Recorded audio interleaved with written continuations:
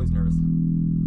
Why are you always nervous? I'm always nervous. Like, after the episode, I always feel like there's all this stuff I wanted to talk about and either didn't or just didn't even find the right information. It's a mess. Yeah, there's always things that I forget that I'm just like, why didn't I talk about this and that and the other thing? Thankfully, like the Akira scene where he drives through the gate, like the toll booth gate, where all the gatekeepers are dead, and he picks up a gun. Oh, interesting. Yeah, like there's no gatekeepers anymore. Welcome everybody to The Whole Rabbit, where we don't merely fluoridate the rabbit's buck teeth and tell him not to eat or drink for the next 30 minutes. No, we hypnotize our rabbit and do high-tech immersive hypnotic regression, carefully exploring the darkest recesses of the rabbit's subconscious, with the delicate professionalism of a holographic Jennifer Lopez. So with that said, what are we looking at tonight, Andrew? I think oracles. And specifically, Ouija boards, because we had a request from a listener. Wow. Who wanted to hear us talk about Ouija boards. We're like real. Yeah. Yeah, we're a big deal now. We got audience requests for shows, man. I thought that was a pretty good one, the Ouija board. I heard last podcast on the left did an episode on Ouija boards, and they're my favorite podcast. They're mostly comedy, but they're real good. And they said they found a really great book, and I looked it up and purchased it for myself for this episode. It's called Aleister Crowley and the Ouija Board by Edward Cornelius. It really breaks down what the Ouija board is from the position of a ceremonial magician who's not coming at it like, you know, saying, oh, this will lead you to the devil. Or which it that does. It's absolutely worthless or something. Or that it's just a piece of cardboard, which it is.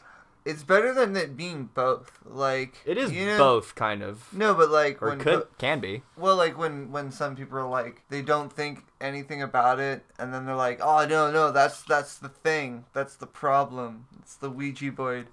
Oh, yeah, well, I think most people are like that. They don't really believe in religion or spirituality until the devil pops up or until a Ouija board pops up and they're like, well, maybe we shouldn't play with that. Yeah, it's like so when something weird and spooky happens, people usually run around and say it's like some sort of religious phenomenon. They get creeped out. Yeah. The sentiment about Ouija boards is pretty well encapsulated by Ed Warren, who appeared on Coast to Coast AM in 1999 and said, don't use Ouija boards, don't hold seances, and don't go into any kind of occult practice. If you want to learn about the supernatural, go to church. Okay, you shouldn't go to seances just because they're bunk and lame.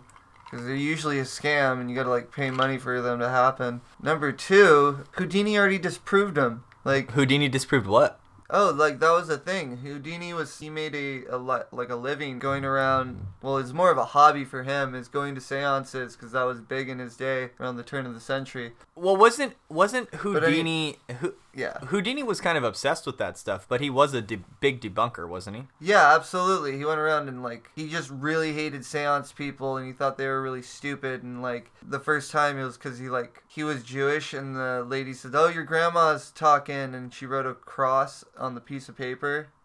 And he's all like, this is full of shit. My grandma's Jewish. Yeah, my grandma's Jewish. He just went around basically proving that a lot of the spiritualists of the time were charlatans and absolutely hucksters and people just taking advantage of people's grief to make money. The one thing he also said is, because he's the ultimate debunker, he's like, after I die, I'm going to try to reach you if I can. Try to hold seances, on my birthday. If it's real, I'll contact you. And then they stopped after 10 years because there was never anything. I think there's plenty of other anecdotal stories where couples have agreed to reach over from the other side and they have gotten contact. I'm pretty sure Genesis P-Orage's lover made contact after she died. Lady J, I think her name might have been. I don't remember how she reached out, but I do remember hearing a story that Lady J did reach out to Genesis after she died. And there's other instances of haven't you heard stories like that where the husband or the wife will? Oh yeah, I've seen one. I heard one story where they caught his ghost. It was his teenage or mid-20s self in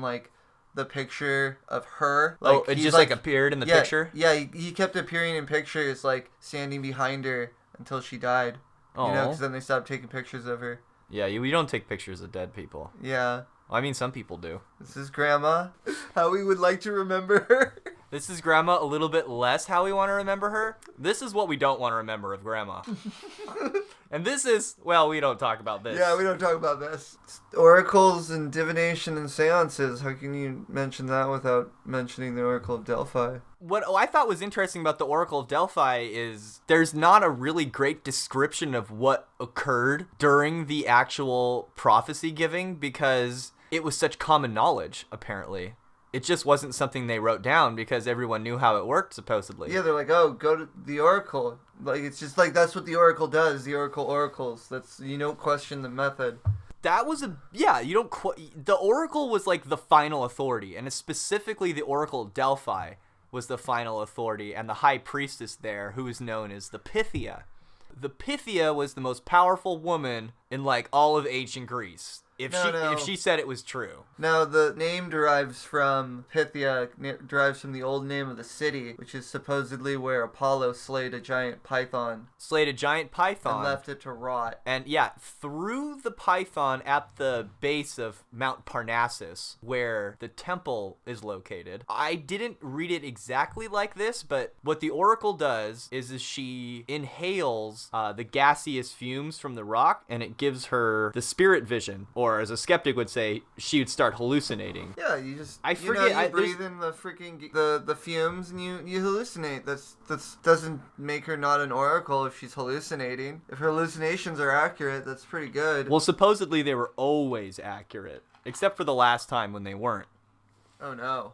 And then that was when they ended doing it because like as soon as it failed, they're like, done. I wish I had dug more into that story, but I'm trying to find. That bitch had sex. That's what it was. Oh, don't say that. Sex is bad. You're supposed to be a virgin priestess. I'm kind of sad because I wrote down the name of the gas in my notes here, and I have so many notes I can't find the name of the gas. You just copied the Wikipedia page, man. I didn't. In this case, I did not. Oh man, just tell me what the gas is, internet. I did write it down. Oracle. Ethylene. Who is Google? Ethylene is the answer. Okay. The great Oracle of Google knows your question. You would go to the Oracle of Delphi. They timed their rituals on a 90-day cycle, which was the same cycle as the releasing of the ethylene gas from the rock. And the Oracle would inhale the ethylene gas from a crack in the rock and would start to go into a hallucinatory state. There are some conflicting accounts of what occurred next. Some accounts say that the Oracle just went into like an incoherent babbling state, and then the priests would decipher what was said into a coherent message for whoever the querent was, and then give them a good answer. And some people say that like she gave coherent statements, or like the other accounts are that she would give the prophecy in her own voice in the form of poetry. For some reason, I tend to believe it's that. I would believe that the priestess would probably give it in the form of some kind of poetry that'd be laden with symbolism and esoteric meaning, and then the priests would look over that poetry and try and decipher what the meaning was for the querent. That to me is like taking the two and putting them together makes the most sense to me, because I don't know, to me it doesn't make a lot of sense if the priestess was just totally babbling nonsense, because it was a serious thing for those priestesses. They went through a lot of training. They had to do 3 days worth of fasting before they were allowed to go into the visionary state, and supposedly they were always accurate. So I tend to think that they probably said some cool stuff, and then the priests interpreted it. Well, I've heard some stuff from Dan Winter talking about it, saying that the oracles would be like suspended over the cracks of the rock on like basically like golden tripods. Yeah, they'd be in like a bowl in a tripod suspended over the crack. Which would be this like a phase conjugate dielectric, whatever that fucking means. If you're an electrician. Fancy mumbo jumbo. But basically it would somehow like energize them, because strapped to gold bowls on top of, a tetrahedron made of gold. Yeah, man, whatever you say. That's how like you use the spirit science to make the fucking spirit vision work. Otherwise, you're just inhaling fumes. Eat carrots, shoot lasers. Yeah, basically. I'd heard that part of that whole... She's sitting in a bowl on a tripod on top of this giant crack in the rock. It's all gold. It's all gold, which is super cool looking. I guess you could hang a pendulum from below the bowl, and you could get yes or no answers based on that. And so that was the original oracle. It was believed that at that location, I don't know if it was the word Delphi. I think Delphi, the word itself might mean womb, or the location itself meant womb, but the idea was that this was the center of the world, and it was the place where the dactyls were birthed. And the dactyls are intermediate spirits between the gods and humans, which can be appealed to for blesses and curses and such like that. And the author of the Aleister Crowley Ouija board book made the connection that dactyls, that dactyl means like fingers. Fingers, so like the birth of the fingers. That the fingers give birth to the message. And that was a loose connection to the talking board, and how the laying of the fingers down on the interface seemed to create the answer. Oh, they're talking about computers. Well, sure. That's another way to interpret it. Dactyls. Yeah, I mean. Yeah. You just use your dactyls. Use your dactyls, bro. That's your keyboard. That was kind of esoteric, and I didn't do a great job of describing it, per usual. But that was mentioned in the book. I wanted to say that I don't think they thought of it as ethylene gas. Based on my research, this wasn't said explicitly, but I get the impression that the gas they were inhaling was the corpse of the Python god that was slain at that location. And then the Pythia, or the high priestess, was the priestess of this Python gas, I guess. And there was a connection between, like, this land maybe used to belong to a dual serpent god, like a Typhon and Typhon's consort, and that this temple was now sacred to Apollo, and that was a metaphor for it used to be slaying the freaking slaying the old god that used to reside in that spot. So yeah, the Pythia is inhaling the corpse rot smell from the rock and getting the visions, being filled with the spirit of Apollo and giving the prophecy. So that's oracles as they go back in history, but there were other oracles around that time too. Pythagoras supposedly had an oracle where it was kind of like a talking board. It was like a big table that he would put his hands on, and the table was on wheels, and then the table would move towards the signs or the symbols that the gods wanted it to. And then Pythagoras' pupil, Philaeus, would interpret the messages for the waiting audience outside of the room, because nobody sees the wizard behind the curtain. You know, yeah. Pythagoras is the original. You know, don't pay no attention to the man behind the curtain. So Pythagoras had a big talking board that would move around on wheels. He also had Math Magic Land, because he trapped Donald Duck there. Yeah, man. We've all been trapped there, I think in 6th grade, was it? I don't know when you saw it. I remember growing up with that stuff. I should have just joined Demolay then, you know? They should have, like, masons for kids. So the idea of, like, laying your hands on a table and having it, like, vibrate around and move and tell you messages is really old. It kind of goes... So we're going to fast forward right before the invention of the Ouija board. And they're still kind of doing this table moving thing. Do you want to describe how that works, Andrew? What's it called? Wait. The table moving stuff? Yeah, the table moving stuff. What? Table tipping? Table tipping? Oh, my God. Table turning? Table turn? No, it's like... I can tell Andrew's getting mad about it already. Table tapping, you call it, remember? Yeah, table tapping. Those are all legit names for the same thing.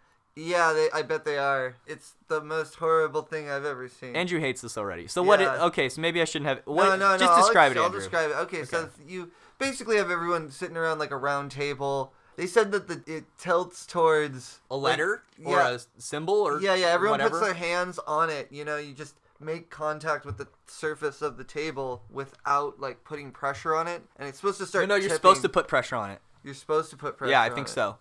Okay. And you put pressure on it, and then the table, like... we saw a few videos on YouTube, and the table starts tilting, like, one way or the other. Because my understanding is that you're not supposed to put pressure. If you're doing divination, you're supposed to make contact. You're not supposed to try to influence. You're supposed to just make contact. Well, in this case, the whole table has to move. And they said it tilts towards letters, but, like...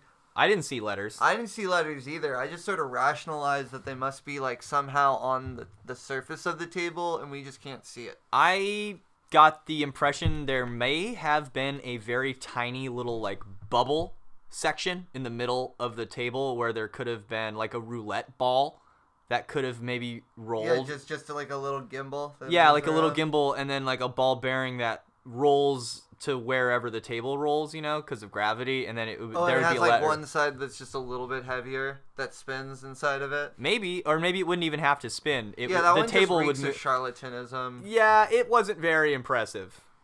Not at all. But some people are into that, and apparently that was a thing way back in the day when they invented the Ouija board. So the inventor was actually a coffin maker by the name of E.C. Wright. Oh, that's not auspicious as Yeah, and he was out of Chestertown, Maryland. He got the idea. He was a spiritualist as well. Oh, God, not a spiritualist. He wasn't he was just into it. But supposedly he noticed sympathetically that a large table was a heavy thing for a frail spirit to juggle about. So he devised a little table. Okay. Yeah, and then he teamed up with Elijah J. Bond and Charles Kennard, and they basically made the Ouija board. And ever since then, everybody has been fighting about who the heck owns the Ouija board and who should get all the money for it. Because until this time, spiritualists and those types of people, they had their own tools, their own special tools, and then they would show up with their special tools, and that was their business. Well, ever since the Ouija board got invented and got put on the market, it opened the floodgates. It was suddenly anyone could have the equipment you needed to be a bona fide psychic. It standardized psychic mediumship. It basically made it so you could go home and do it yourself, yeah, for cheap. That's pretty good. That's revolutionizing magic, Well, the author of Crowley and the Ouija board talks about it very highly because it did democratize magic to a certain degree. In order for them to get a patent for it, they had to demonstrate at the patent office that it worked. And there's I've read a few different accounts of that where everyone who's never played with a Ouija board, they think it's oh, that's funny because how did they get it through? It's if you ever played with a Ouija board, those things work. They work but they work stupidly. You're getting hold of your neighbor's cat's dream friend, Yeah, exactly. I remember my mom was very much she had really grown up and heard all the classic don't play with the Ouija board stuff, but somehow we were on vacation somewhere and it was rainy outside and there was nothing to do and there was a Ouija board sitting around and I talked her into doing it. And I remember it working and going through the classic, I'm not moving it. Are you moving it? And no, I'm not moving it. You're not moving it. And it just gave us that, maybe a yes or a no and some nonsense letters and nothing that we could really, it wasn't anything remarkable. So I just remember having done it, but I don't remember anything remarkable about it. My experience with a Ouija board was I was living in Fresno. I had these friends who thought they were in a metal band. So you've messed with a Ouija board before? Yeah. There's this one kid who's I'm a Wiccan. I'm oh, cool. I already was talking to a guy at the Starbucks because that's where you meet people who are into magic at the Starbucks, apparently. He starts talking about weird shit. And I'm this is interesting. And then some Christians tried to rope me into their stupid little bullshit. Woo! But, that is where you meet weird people. Yeah, weird magic people, though, is at a Starbucks. Yeah. And it's then, weird. It is the truth. I had already been, learning about tarot and how to deck and, was, reading Liber Nul and Psychonaut. And I'm this shit is cool. And then this guy's oh, I'm a fucking Wiccan, and we're going to bust out a Ouija board. I'm cool, let's do this thing. We had, Polaroid cameras. Or not Polaroids, the little disposable cameras. We had, those. Okay, yeah. Because the Polaroids are cool, but we didn't have those. Yeah, they're just the little box cameras that you just hand over to the guy, and then you get some photos. Yeah, you get some actual pictures in your hand. Yeah. Those cameras. Yeah, people with jobs who it is to do photos. I don't think that even exists anymore. Yeah, you either make photos or you don't. Anyways, so we were okay, we're gonna play with a Ouija board, and then we're gonna try to take pictures of ghosts. And did you get pictures of ghosts? Well, we were playing, we're on it, and you're supposed to put your hands on the Ouija board or your fingers on it and not put any pressure. Everyone's supposed to not put pressure on it. You're supposed to have them basically just resting on top. Okay, I do remember that about the Ouija board. You're not supposed to put a whole bunch of pressure on it. All right, and then everyone's I'm not moving it. So it's moving, but I'm not moving it. It's really a game of trust because somebody could be moving it, but you're just supposed to have it rest there, and it starts to want to go someplace. So you just let your hand move to where it wants to go. Here's the one thing I don't get. Is, well, what happened in your experience? Did it started moving by itself like that? we got a hold of somebody who was like Kevin. He said he was 6. It's spelled a name? Yeah, and then like we're See, like, that's cool. That's cool. But then there's like this cold zone to my right because I'm like on the edge of the circle. Oh, that's and cool. then like there's like this cold zone, and I'm like, oh, it's kind of cold over here. What the hell? I'm like, hey, take a picture. So we took a picture in that area. There was like an orb floating that was not there. Like it looked like a reflection or a flare, but it was just there. It just happened to be there in the It just picture, happened yeah. to be there, and it was like I didn't think anything of it because I thought, oh yeah, there's a cold zone. We took a picture. There's an orb. That's mundane. That feels mundane to me. Like, okay, there's a spirit. Something weird happened. Ghost hunters. Orb. Yeah, orbs. Orb. Yeah. Orbs, aren't they just usually dust? Yeah, that's the question is it dust or is it not? So I don't even notice it. But like I felt like there was a cold area, but like it was weird. We got like a hold of something called Kevin, and then we thought we got like a hold of like a cat or something because it was weird. But I'm Kevin, kitty. Yeah. They don't feed me enough. I got fleas. Help. But it was like Help, I'm Kevin.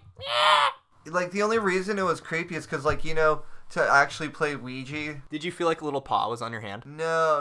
It was just like... It didn't smell like cat piss or anything? No, it just like kind of sputtered out. But I don't think we were like really good because we only had candlelight. Like that was it. Isn't that what you're supposed to have? Well, that's how you have to do it because like doing it any other way seems dumb and like... Because it's also like a mental game. It's like a psycho thriller game because you're supposed to get into the mind state of like the divination sort of seance-y mood, freak yourself out. It's like going to a scary movie, something like that. Like most people, I noticed that like you do it, you think weird stuff's happening, but maybe it's just like stuff happening, but then like okay, I've heard stories. The occultist in me really wants to say like people are just doing this stuff without like any sort of like if it's real, like any sort of magical protection. No one's casting like banishing rituals and then summoning specific things to talk to them through a Ouija board.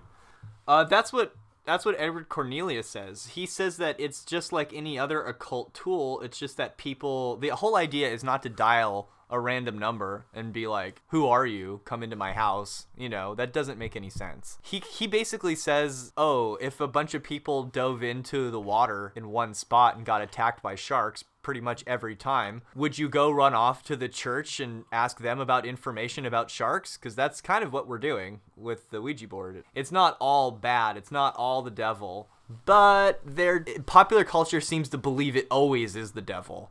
And but don't you know? Everything's the devil.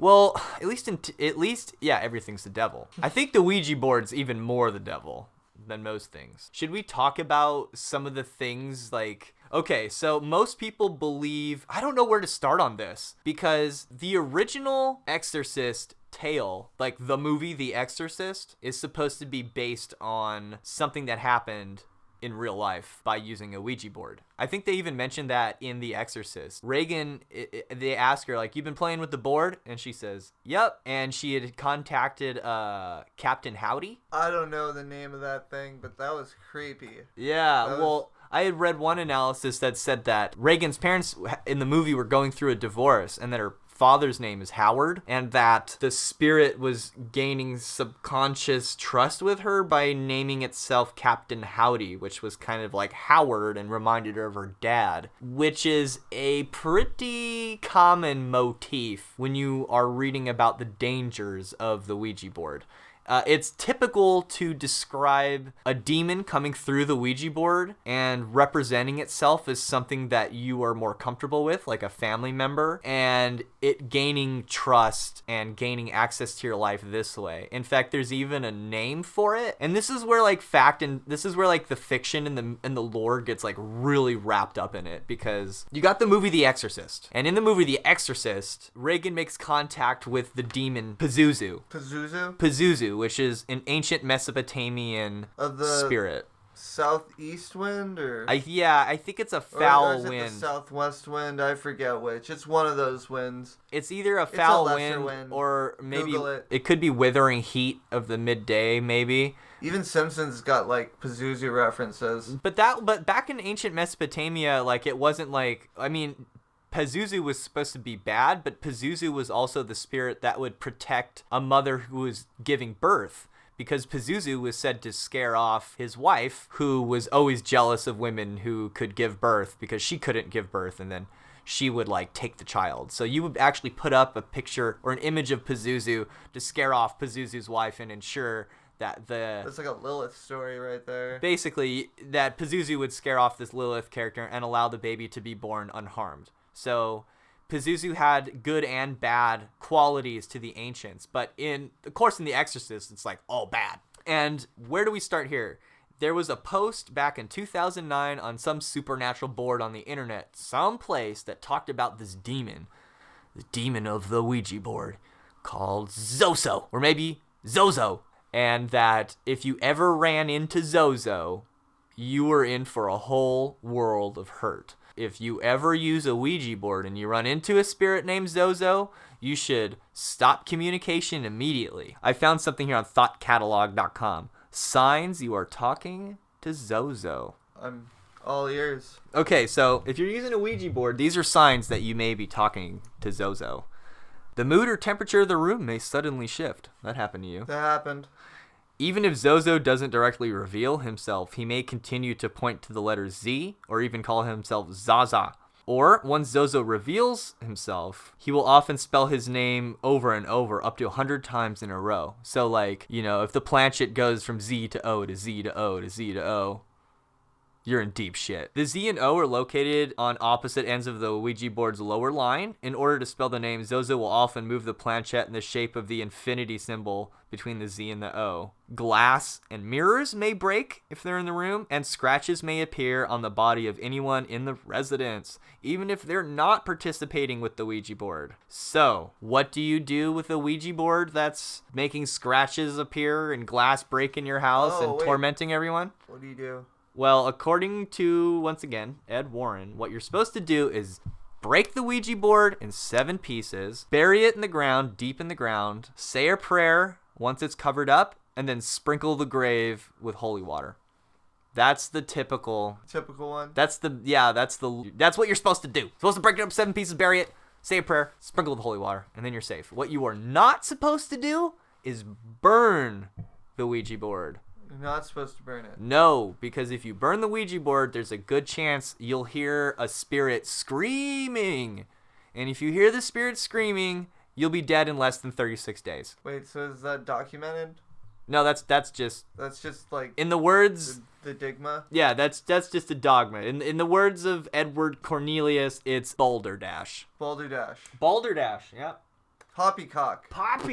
Nonsense. Flim-flam. Gobbledygook. Huckery. Okay, I think the basic precautions are you need to probably do a banishing ritual, and you need to... He also says you should know what spirit you're dialing up first. You should know who you're trying to contact. So your first question should never be who's there. You should know who's there first. Supposedly, that's the correct way to use the Ouija board. Unless you're selling something. Hi, I got something for you from the mortal plane.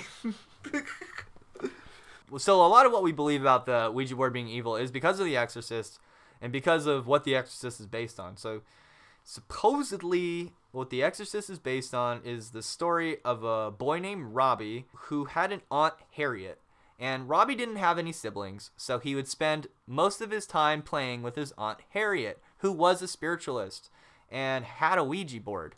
Well, little Robbie was curious about the Ouija board, and Aunt Harriet showed him how it worked. Well, Aunt Harriet told him, if I ever die, try and contact me through the Ouija board. Well, she died a month later, and there he is, trying to contact her through the Ouija board.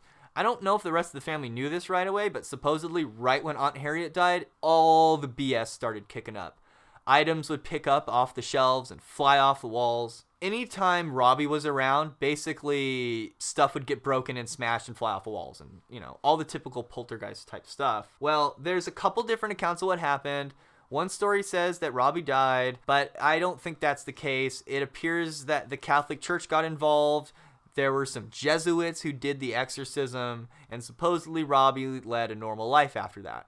Modern science says that Robbie was really just a disturbed boy, but some accounts of the exorcism are like, during the exorcism, he like got his hands out of the restraint, pulled a piece of the box spring out of the mattress, and like cut the priest's face who is giving the exorcism, and they had to like stop the exorcism because of that. I thought that was kind of metal. Yeah, like, there's some weird shit that happens when you exorcise stuff. This is where the story of The Exorcist, where it comes from. Basically, the modern lexicon is that ZoZo is real, ZoZo equals Pazuzu, and if you use the Ouija board, there's a decent chance you'll contact Pazuzu. I think, who knows, man? I think if you're going to play with a Ouija board, definitely don't just dial a random number and see who shows up. I'd say that's bad. Don't do that. Maybe sit in a circle of salt. Because you don't, sit in a circle of salt. I don't even know. Who would you, try Kabbalistic angels first. Yeah, if you're doing magic, the best thing you can contact that has a name is like angels. Yeah, those, you think they're all fucking lame, but nah, they're pretty cool. They're gnar. Like, then they're benevolent. Yeah. They won't mess up your life. That's the important part. Well, like, the one thing people think angels are like these, like, little lovey-dovey things, like this weird watered-down Western evangelist Christian nonsense of, like, robed figures with, like, dove wings. No, angels are sharp fuckers that, like, kill people at a whim. The angels are gnar. Turning cities into salt. Yeah, they're like taking firstborns. They're like the embodiments, like, divine principles that can, like, just tear things apart. Yeah, God is badass too. Yeah, but, like, here's the thing is, it's more intense than people think it is because of our weird kindergarten level spirituality. Well, let's talk about that. Let's talk about the kindergarten level of spirituality, because I've never used a Ouija board in magic. I've used tarot cards a lot. I'm happy that we talked about Ouija boards so much in this episode that we can just make this episode Ouija boards and we can talk about tarot and other stuff like later, because we will get into that. But it's got to get brought up. It's got to get brought up, yeah, because I use tarot cards. I have never had like a weird demonic problem by using tarot cards. Let's start there. Yeah, tarot cards don't have like a bad rap about. No, they do. That usually gets named right after Ouija boards. They're like, don't mess with Ouija boards, tarot cards, or Harry Potter books. It's always like that in that order. Or D&D. Well, like, no, D&D's like fourth on the list, People don't tell you not to because they're like, oh, that gets you started. Then you're messing with the Ouija board. Then you're doing voodoo shit. Then you're bones in your fucking nose. Then you're sacrificing your little sister. And then you're buying Tupac albums. And then you're voting for Democrats. And then you're a businessman and you're all scuzzy and corrupt. And then next thing you know, you're sacrificing kids, and you're the vice president of the United States, planning a false flag terror attack. I'm sorry, I'm going too far with this. Yeah. So global server. Turn the frogs gate. Dude, Turn the frogs gate. Every time with the global. It's so great. Okay, I just wanted to bring this up. So. Well, okay, so like I understand like sometimes tarot cards have a bad rap. In fact, just the other day, actually this was a couple weeks ago at the bar. I was what does the Bible say about this stuff, Andrew? Well, what does the Bible say? The Bible didn't say anything about tarot. Okay, but what does it say about that kind of stuff, Andrew? It says people were doing it. That's the thing. It's like the more people get into that stuff, the more shit happens. That's just how it happens. Like throughout history, even if you read the Bible, it's like okay, but what does the Bible say, Andrew? The Bible says people pull out their shit and they're trying to do their oracles and stuff and burn the witch, burn him. That's the wrong answer, Andrew. Well, like which book? I don't know. The Bible's not like one thing. There's, I guess it's not like chapters in a story. Well, there's like a story going on, but it's not like chapters. It's like different narratives at different periods. It's weird. Okay, so the topic... It's complicated. It's complicated. Okay. You can't talk about the Bible. Thanks, Jordan. Thanks, Dr. Peterson. I want your opinion on this, Andrew.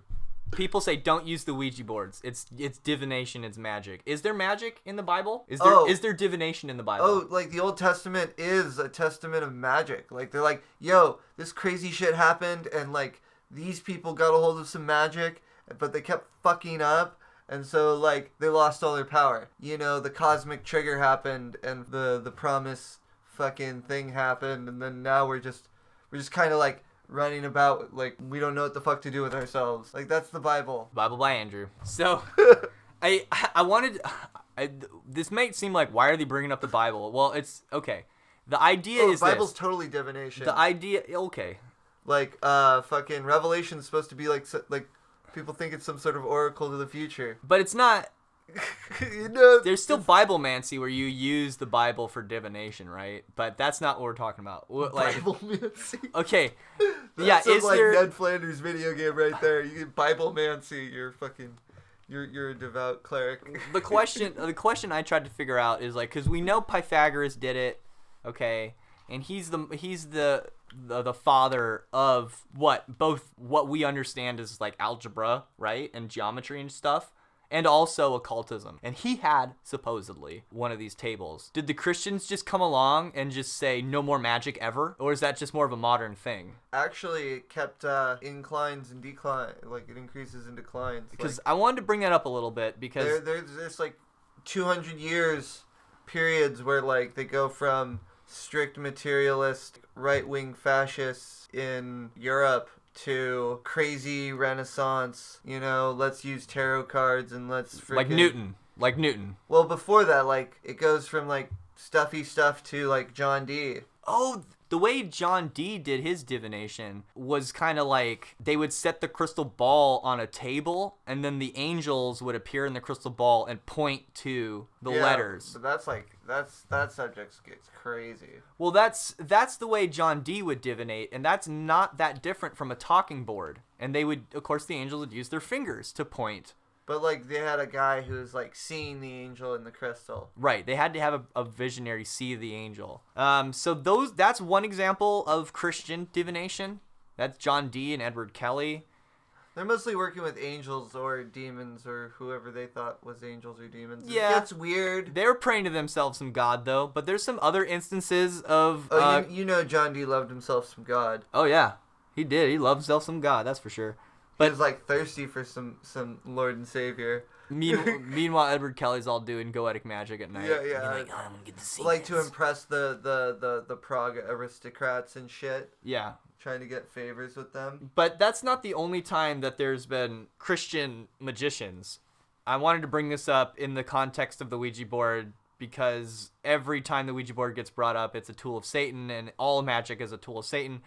But the one thing that goes against that in the Bible is the story of Daniel. And I found a research article by somebody named Tim Meadowcroft in an article titled Belshazzar, Chief of the Magicians. And it explores the curious story of Daniel in the Bible and how he worked for King Nebuchadnezzar as his diviner and interpreter of dreams. Well, I guess what's interesting about this is like, well, Christians are always saying like, oh, sorcery and magic and all that stuff is bad. They were totally into that. But then there's Daniel, who's the title of the chief of the magicians. Well, yeah, and also even their roots from Abraham. Abraham was a disciple of Melchizedek. He was a fucking magi. Oh, that's right, Melchizedek. They were mystics back in the day, and that was the whole thing. Is they were mystics of a fucking of a mystery school.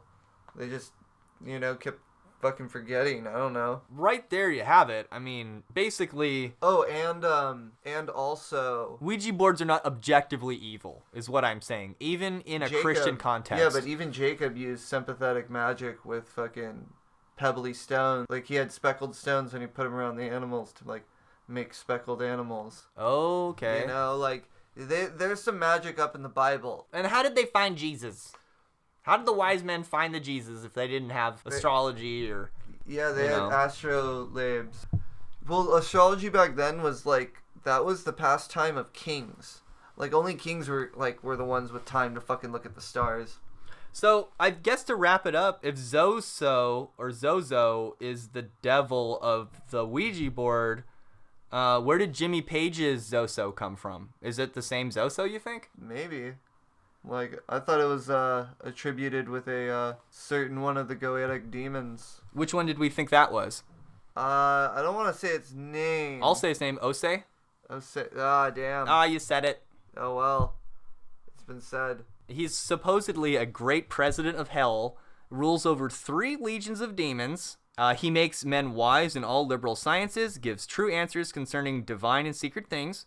He also brings insanity to any person the conjurer wishes, making them believe that they are creatures or things the magician desired, or makes the person think that he is a king and wearing a crown, or a pope. Ose is depicted as a leopard that after a while changes into a man. And other names Animorphs. are Oze, Oso, and Voso, and these names are not too dissimilar to ZoZo. So there you have it, folks. That's if there is a demon living in the Ouija board. And also like it's like a cat. People get the scratches. Oh, the scratches. That's right. And like the thing acts like a cat. Like straight up, when you use the Ouija board, you sometimes you're dealing with like a cat because it's weird. Okay, so if that archetype is so embedded in our lore, in our mythology, that increases that bad entity's ability, right? Like if we're thinking about it, it's more likely to show up because we're thinking about it. Yeah, that's why all the New Agers say you just gotta like not fear. Okay, but that's bullshit. Right? Well, like because they also explain all the bad things that happen right after. Oh, you can't fear all the people trying to like splice your DNA into lower dimensions. I guess to wrap it up, if you're going to mess around with a Ouija board and you don't use the proper protections and you've been growing up in America where you've been told that Zoso/Pazuzu/Ose lives in the board, there's the devil. You know, there's a half decent chance that you will subconsciously draw into your life something bad. So with that in mind, no, the Ouija board is probably not objectively evil, but it is a powerful tool that supposedly, according to the author of the book, if you don't have any protections and you are worried about bad things happening, it is basically a direct link to the darker, lower parts of the astral world, which can be inhabited by creatures and entities and things that don't necessarily like us or have our best interest in mind. So imagine like all those demons you would see on like a sleep paralysis trip or during a haunting. Those kinds of demons, right? Those kinds of spirits. Well, like Aleister Crowley's like major critique on the whole spiritualism movement was the fact that they just let any fucking thing come in and just get in their body and fill it with goop and slime and gunk and stuff. It's like, oh, isn't that ectoplasm stuff? Yeah, but like he was talking about more on the astral. He'd be like, oh, like they allow these entities to come in and it just fucks their life up. Oh, because they leave all their ghostly astral goop on their souls afterwards. Okay. And then you have some like foreign goop on your soul that's just making your soul body not clean, if you want to think of it as like astral hygiene. So yeah, if you jump into a dark gunky pit, you might get bitten by something that lives there. So if you're going to use a Ouija board, use protection. Oh my God. It was created by spiritualists, and its trademark has changed hands, and its ownership has changed hands, and it has been in the center of so much nonsense that it probably does carry with it a spirit of nonsense. So if you use a Ouija board, make sure to banish first, and banish afterwards. And definitely banish afterwards. Yeah, do the middle pillar. If you don't know what banishing is, you're not ready to mess with a Ouija board yet. And I do know how to banish, and I probably won't mess with one until I have a really good reason to. Or like it'd be like a really cool party, you know, and it just seems right. But I would insist that you banish and clear the space afterwards. Oh, absolutely. You got to do it before and afterwards at the party. Yeah. Like, you really got to, like, actually cut the energy and banish. Like, you know, that's the whole point of banishing. To wrap this up, do you think you can use Ouija boards to talk to aliens? Do you think the aliens can move the planchette with their tractor beams? If you are trying to contact aliens, try using a Ouija board. Yeah, okay, if you can talk to aliens and you have a Ouija board, let us know if it works. Because we want to meet some aliens. I think I'm going to be... Can aliens use Ouija boards to contact spirits?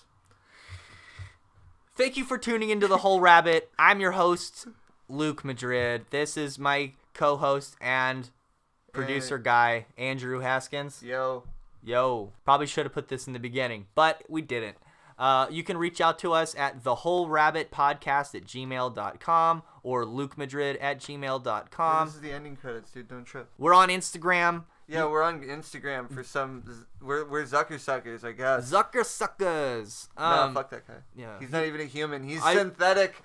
He's like data. Back when I used to be human. I mean, I am human now, currently. Yeah. Ha ha ha ha. Ha ha ha ha. You can hit us up at _whole_rabbit_ on Instagram, and it's whole with a W, and there's an underscore after every word. The whole rabbit underscore after every word. The internet's kind of saturated right now. Yeah, I don't know who else is the whole rabbit. That's insane. Who else would pick that? It's so stupid. Why? Why would you pick that? Why? Please tell me it's like some sort of sex thing. That makes it okay. Like, I hope it's like a brothel where that's legal or something. I think it'd be fun to have sex on a giant Ouija board. That's all. Ouija board sheets. There you go, man. See? Thank you, everybody. That's the whole rabbit. Eat carrots, shoot lasers. Eat carrots.